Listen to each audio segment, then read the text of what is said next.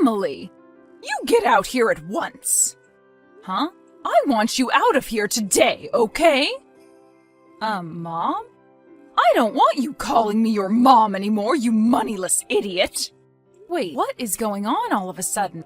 Can you please give me an explanation as to why I need to be the one to leave this house now? Do you not have any memory of what might have caused this? Well, no, actually I don't. I don't even know what your reason is for calling me moneyless now either. This is the reason why you are poor! Why are you calling me poor this time around? Well, how about you calm down a little bit and stop calling me things like that? Then you and I can talk about what's gone and upset you. I took a look at the amount of money you have in that account, and after seeing what I saw, I have no reason to be calming down. You were taking a look at the money in my account? There was a checkbook on the living room table. Huh? The living room, wait. Are you kidding me, Diana? You've gone out and made another duplicate key to let yourself into our house without asking us? Could you please stop it with that reckless crap already? I've had enough of it now. You live over an hour away from our place as well, so how much free time do you have on your hands to be doing this all the time? Who the hell cares about something like that right now? Only $100 in your account? Excuse me, $100 in my account? What the hell does this mean? You're supposed to be working for one of the largest companies in America, and all you have in your account is $100? Don't tell me that this is all that remains from your compulsive spending. When Brad brought you over to my house saying that he really wanted to marry you, I heard from you that you're working for that huge conglomerate, and that's why I allowed you to be his wife. But now that the lid's been opened on your life, I can see that all you have left this month is $100. Tell me what the hell this is about right now. You lied to me about how you're not able to make squat in terms of income. You divorce my son right now and then get the hell out of his house. Well, before we get any further, let me tell you this. I have no idea what checkbook of mine you're talking about, as I don't remember having only $100 left in my bank account. And because of that, your reason for wanting me to divorce Brad and move out of the house is not going to work for me. Are you telling me that the things I saw with my own eyes just now are all false? I don't ever remember me leaving out a checkbook in the living room either, so that's another reason for me doubting you. But that's not even the main problem here. Ah! Who the hell do you think you are? Freaking moneyless witch! Low-life whore! Overspending idiot! You have no right saying any of those things about me. I feel so bad for my little boy having been fooled by a witch like you. I'm going to get you both to divorce one way or another. Brad, did your friend's wedding finish up and everything? Yep. Right now we're all taking a break right before the after party begins. What's going on? Your mom has gone ahead and made herself yet another duplicate key for our place. What? I'm sure you were really enjoying yourself, so I'm sorry to have to bring this up now. No worries. I'm actually really happy you're telling me about this right now, so no need to apologize to me. But that last time she broke into our house, we took the key away from her, right? I know that. I even saw you doing that to her. But once again, she's gone and come into our house without our permission. Seriously? How many more times is she gonna make duplicate keys to get into our place? Tell me, what did she do this time while she was there? Did she throw out your cooking again like before, or did she go through the kitchen cabinets and break all the dishes like last month? She found a checkbook in the living room with only $100 in its account. Huh? She said it was sitting on the living room table. Brad, do you know anything about it? Well, yes, I do. That was probably my checkbook, actually. Wait, really? Well, you remember how I was changing banks, right? During that time, I had to transfer pretty much all my money from my old account into a new one. So, in order to not have the old account close on me yet, I left $100 in there so that the bank wouldn't get upset with me. And well, in this day and age, we don't really need checkbooks anymore, right? So I must have just set it down there on the table and forgot about it. I see. That's why that old account only has $100 left in it. That's right. And as I was on my way to the wedding this morning, I was looking for a gift bag to put the present I got my friend into, and so I was shuffling through all the drawers trying to find one. And well, while that was going on, I happened to actually find that older checkbook, and that's probably why I ended up putting it on the table and never placed it back into the drawer. I was in a hurry, right? So I just left it there then. Now things are starting to make sense. I was wondering why I would have even pulled that old checkbook out in the first place, and now I remember what happened with it. See, I kind of get it now. Right now, I'm still on my way home from the business trip I've been on, so I haven't had any way of telling what all happened within the house while your mom was there. I'm sorry that leaving the checkbook out like that caused so much trouble for you. I'll talk with my mom about this. Yes, please do. Hold on a second. What's up? With what's happened here, don't you think we can use it to our advantage? What do you mean by that? Remember the last time my mom came in by herself with that duplicate key she made, and we talked about how horrible that was for us? You're talking about that conversation? Yep. I was actually being serious about all I was saying, so what'd you think? Good point. If you really are alright with going through with something like that, then by all means, let's do it. Well, there we go then. I know this is only going to cause a bit more trouble for you, so please forgive me for the time being. No worries, Brad. I trust that you'll be able to handle this for us. Thank you.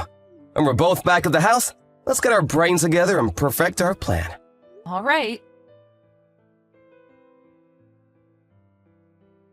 Emily, I'm sure by now you've started to come around to listening to what I say, right?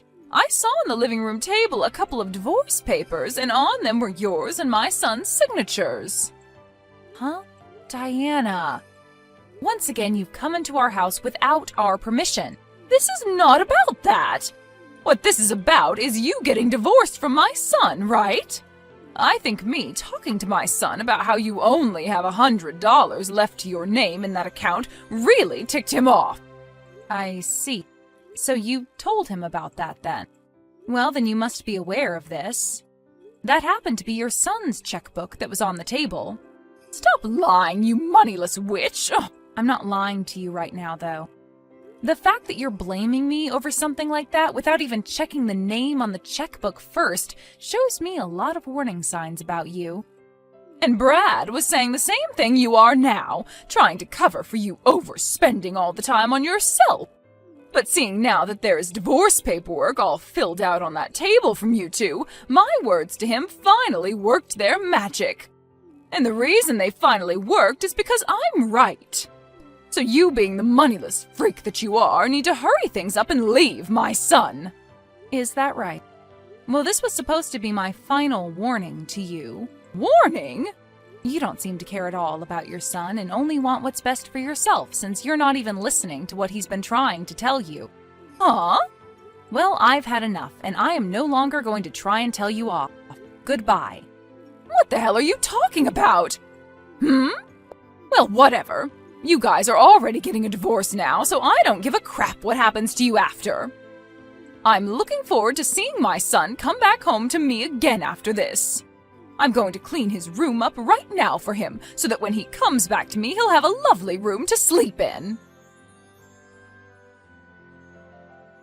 Emily, I just finished work.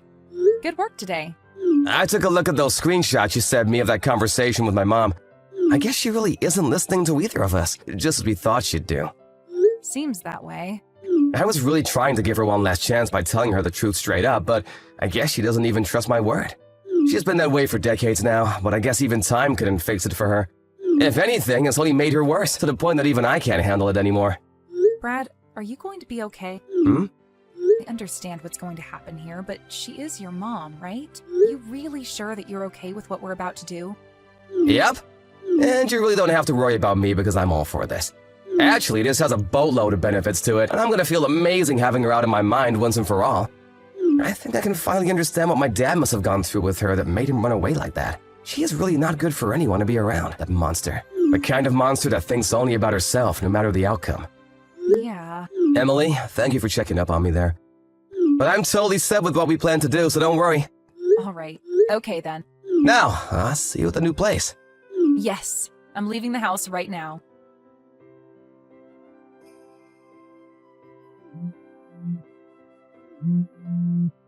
Emily, what the hell is going on here? You were supposed to be leaving my son once and for all with that divorce, but my son has still not come home to me.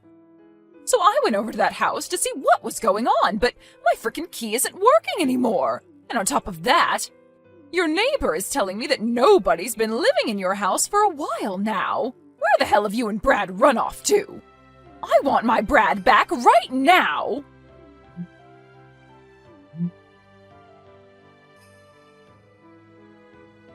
Mom, you stop texting Emily about everything right now! Brad? Where are you right now? You have left that witch already, so hurry up and come home to me. I want the two of us to start living happily together again, just like we had been doing years ago. Happily, huh? Mom, was there ever a time you and I lived happily together? What are you trying to say? You and I were able to live together for a very long time, right? Even when your dad ran away, you stayed right by my side the whole way. And if it wasn't for me doing that, Dad would have never been able to set himself free. Huh? I know about who I am to you. You forced Dad to impregnate you so that he'd have to marry you, and the baby that you forced happens to be me, right? Huh? Wait, that's, And because of that, Dad, who has been so scared of you the whole time we lived together, was never able to flee. But Dad had a plan, and that was to one day use me as bait to get himself time to leave the house without you ever being around to stop him. And that's why in the end, he was able to get away, and I was left with you, with nowhere to run myself. What did you say? I'm far older now, and all of that is nothing I need to worry about anymore. You don't need to worry about it? I have a wonderful woman by my side now, my wife, and she happens to be someone that I never want to lose, no matter what. What? What are you talking about right now? You already divorced her, and the only woman you need to worry about now is me. We didn't get a divorce. Huh? The divorce papers that you saw on our living room table were all fake. Fake? You were the one that came into our house without permission and started to go off on Emily saying that the checkbook with $100 was hers and that she needed to leave me for good. So, we wanted to see how you treat Emily if we place fake divorce papers down for you to walk in on. We also wanted to see how you react to me trying to tell you the truth about the checkbook, but you never bothered listening to me. And well, we found out in the end how you'd react. Things turned out the way we didn't want them to with you, to the point that all we could do was laugh. Brad? I'm done being your son. What? I like to think of us moving to a new house without ever telling you as a first step, and me not being your family anymore, please. What the hell are you saying to me? Wait, don't tell me that that witch is so upset about me finding out about the $100 she had left that she's forcing you to say all this to me and run away. Don't worry. I'll get you a lawyer and everything, and we can sue her butt. I told you before that the $100 checkbook was mine, right? You should be aware that it was my name printed on the front of that checkbook, right? Well, you totally ignored my name on it and blamed Emily as though she used all of her money up on herself and then asked for her to leave me. But for someone working for that large of a company to use up all her earnings to have only $100 left. I'll tell you one last time. That checkbook with only $100 in it is mine. And I explained to you before what that checkbook was and why it only had $100 in it, right? Fact that you're acting as though I never told you any of this. Do you have any idea how I'm feeling about that? Brad? No. There's no point in trying to talk with you anymore. So we're done here. Huh? This is me cutting ties with you. Wait! Stay the hell away from us forever.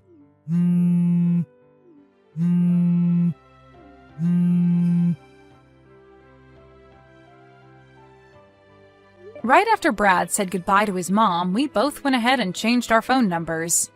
But of course, that wasn't going to be enough for us, and so we went and spoke to the rest of the family and told them that we wanted nothing to do with her anymore, which they all agreed with. And after we felt secure that she wouldn't ever be able to find us, Brad started trying to get in touch with his dad again, who apparently moved to England. There he happened to open a store of his own, which he's running. And when Brad got in touch with him again, his dad asked him to come out there and help with the business. As for myself, I asked my company if I could start working remote from England, and they agreed to my wish, as long as I came back once a year for a planned meeting. A little while after we had moved out of the country, Diana heard from somewhere that her son and his wife had moved overseas. At that point, when she thought she'd never be able to give up, she stopped. I guess the knowledge that she could literally not get to us now without a plane ticket really got into her thick head. She's gone and settled down now and has moved into a retirement home where she's going to live the rest of her life now, since she has nobody left to come and take care of her. Neither Brad nor myself ever saw something like moving to England as ever being a part of our lives, but I think that it's really been the best choice we've made as a couple. I no longer have the fear of ever having to see his mom again, and he finally has been able to reconnect and work with his dad that ran away from him so many years ago. In hindsight, having Diana act as a complete lunatic around us was a blessing. And I hope that she ends up in as good of a place as we're in someday. Thank you for watching and listening. We hope you enjoyed the video. Don't forget to like this video and subscribe. Also, feel free to leave a comment about what you thought of the story. We look forward to seeing you at the next story.